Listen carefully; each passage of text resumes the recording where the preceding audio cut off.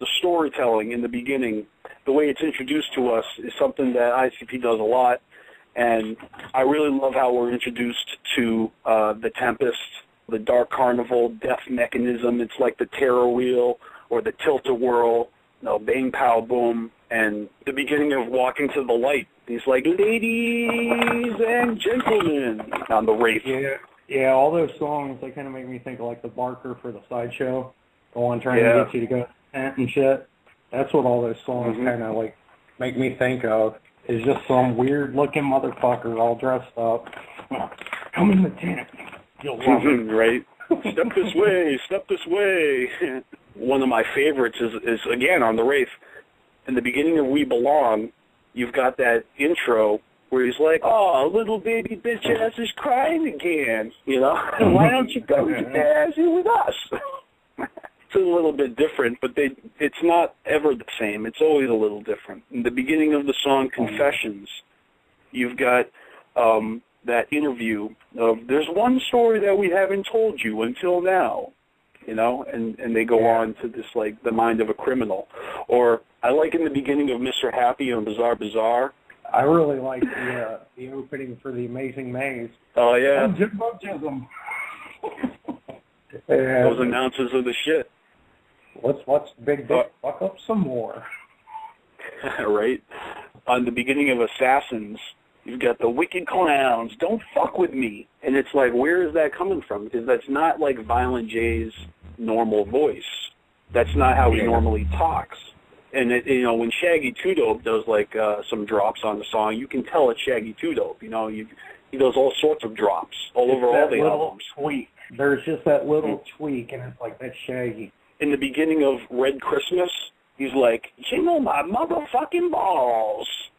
In the beginning of I Didn't Mean to Kill Him, they're saying, this is a story of a murderer, a cold-blooded killer, a ruthless, heartless slaughterer. And then the song is just completely ridiculous. I didn't mean to kill him. Listen to me, wait.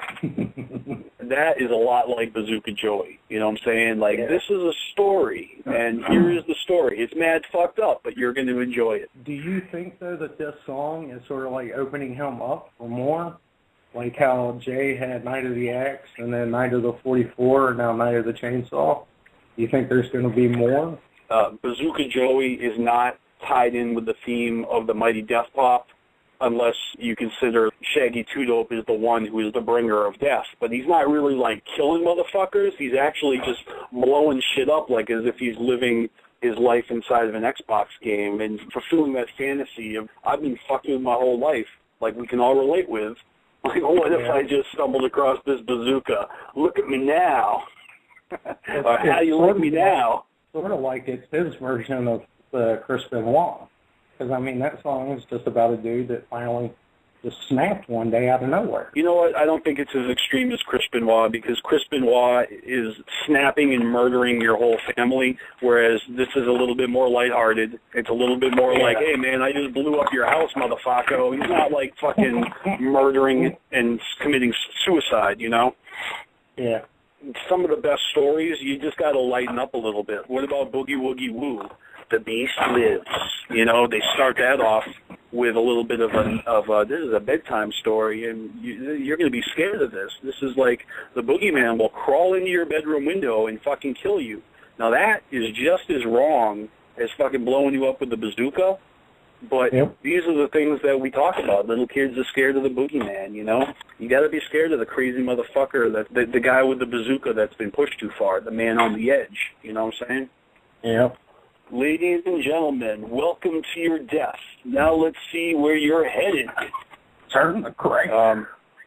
You can even go back further. To what? Like on Carnival of Carnage, on the song The Juggler, you hear that Carney narrator, and then in the song Ghetto Freak Show, you hear that Carney narrator also in the song. Yeah, it was a soft, gentle night. It was a little town, in the town of, well, your town.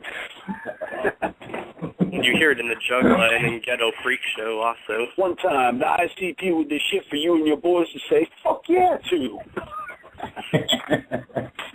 And just talking about the Carney intros, you know, welcome you sons of fucking bitches to the Wicked Carney Theater. feature presentation, our main attraction, Old Evil Eye. Welcome to the Slow Jam. Hello, baby. I was thinking about you. So I like this song. Those songs were the shit back then because they were doing the whole stalker thing. And ain't that something that you got to be careful of those fucking crazy stalkers. You know what I'm saying? Yeah. ICP has made a career out of being the creepy ones. Clowns are creepy anyways without fucking murdering. And you got the song like Three Rings, and they say, gather round, my wealthy friends, enter our three-ring circus of freaks.